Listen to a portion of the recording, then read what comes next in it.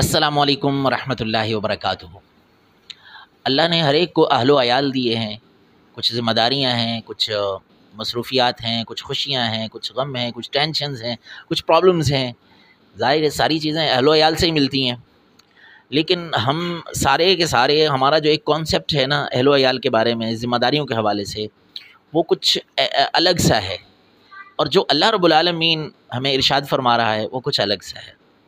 میں قرآن کی آیت پڑھتا ہوں، آپ اپنے اپنے ذمہ داریاں، اپنی اپنی اپنے معاملات کو خود ہی دیکھ لیجئے گا کہ ہم کیا سمجھ رہے تھے، کہ ہمارے اہل و عیال کے بارے میں ہماری کیا کیا ذمہ داریاں ہیں، اور اللہ کیا فرما رہا ہے۔ رب ذوالجلال نے ارشاد فرمایا وَأْمُرْ أَهْلَكَ بِالصَّلَاةِ، اپنے اہل خانہ کو نماز کا حکم دو۔ وَأْمُرْ أَهْلَكَ بِالصَّلَاةِ وَاصْطَبِرْ عَلَيْهَا، اور اس پر صبر کیجئے۔ اپنے اہل و عیال کو نماز کا حکم دے کر پھر اس پر صبر کیجئے، ڈٹ جائیے، جم جائیے۔ لا نسألک رزقا، ہم تم سے تو رزق کا مطالبہ ہی نہیں کرتے، تم سے رزق کے بارے میں سوال نہیں ہے، نہیں پوچھا جائے گا۔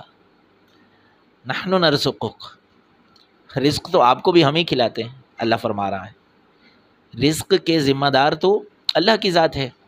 ان اللہ هو الرزاق ذو القوۃ المتین، وہ طاقت والا، قوت والا، وہ شہنشاہ اصلی، وہ ہے رازق، وہ ہے رزاق، اور ہم تو ایک وسیلہ ہیں، ذریعہ ہیں، سبب ہیں، اور ہم اگر اس پہ اتراتے پھریں کہ ہم نے حق ادا کر دیا، ہم نے اپنے اہل و عیال کی جو ہے نا ان کی ضرورتوں کو پورا کر کے ہم نے حق ادا کر دیا، تو نا جی، سوال اس پر نہیں ہوگا۔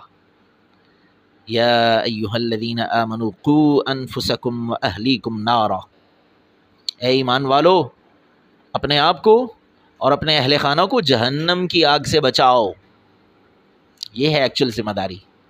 وَأْمُرْ أَهْلَكَ بِالصَّلَاةِ، ان کو نماز کا حکم دو، یہ ہے اصل ذمہ داری۔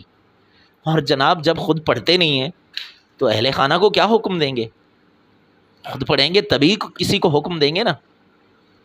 تو نمازی بن جائیے، جنت جانا ہے نا، جنتی بن جائیے، اس دھرتی پر چلتے پھرتے جنتی لگیں گے نا، اعمال سے، افعال سے، اخلاق سے، کردار سے، بول چال سے، لہجے سے، انداز سے، اگر ہمارے یہ ساری چیزیں جنتیوں والی ہوں گی تو اللہ رب العالمین فرمائے گا بھئی دھرتی پر یہ چلتا پھرتا جنتی تھا، بھیجو اس کو جنت میں۔ اور یہ حقیقت ہے کہ رب ذوالجلال نے بڑی عزت و شانیں ہمارے لیے بنائی ہیں، اگر ہم ان کو ٹھکرا کر کے دنیا کی خاطر، یعنی یہ چھوٹی سی دنیا اور اس کی چھوٹی سی جو ہے نا لمیٹڈ چیزیں ہیں ساری، اور وہ بھی فنا ہونے والی ہیں۔ اس پر میں انشاءاللہ اگلی ویڈیو آپ کے پاس آئے گی کہ یہ جو چھوٹی سی ہے نا، اس کو چھوٹی سی کیوں کہہ رہے ہیں ہم دنیا؟ دنیا تو کتنی بڑی ہے، اس کی کتنی کہکشائیں ہیں، کیا کیا معاملات ہیں، کیا اس کی لائف ہے، لیکن اس کو چھوٹا سا ہم کیوں کہہ رہے ہیں؟ اس پر انشاءاللہ ایک پوری ویڈیو آئے گی، آپ دیکھیے گا۔ لیکن آج یہ کہنا چاہ رہا ہوں کہ بھائی تھوڑا کانسیپٹ چینج کرو نا، آؤ نا تھوڑا اس طرف، جنتی بن جاؤ نا، آخر کار جانا تو ہے نا یہاں سے، تو یہاں سے جا کر کے مسلمان پیدا ہو کر کے، مسلمانوں کے گھروں میں رہ کر کے، مسلمان کہلا کر کے، اور جو شعار اسلام ہے نماز، جو دین کا ستون ہے نماز، اس کو ہم چھوڑے ہوئے ہوں، اور ہمارے پیچھے پیچھے ہماری نسلیں بھی اسی ٹریک پہ چل رہی ہوں، تو یہ بری بات ہے، یہ کوئی مناسب عمل نہیں ہے۔ لہٰذا آ جائیے، دنیا داری ہوتی رہیں گی، کون چھین لیتا ہے آپ سے؟ آپ کے حصے کا رزق آپ کو ہی ملے گا، کوئی نہیں چھین سکتا آپ سے، وہ چاہے آپ نمازی ہوں یا نہ ہوں، وہی ملنا ہے، اس سے زیادہ نہیں ملنا ہے۔ نمازیں چھوڑ کر اس سے زیادہ نہیں ملنا ہے، نمازیں پڑھ کے اس سے کم نہیں ہونا ہے۔ جو آپ کے نصیب کا ہے وہ آپ کو مل جائے گا، وہ چاہے عزت ہو، شہرت ہو، دولت ہو، سب کچھ مل جائے گا۔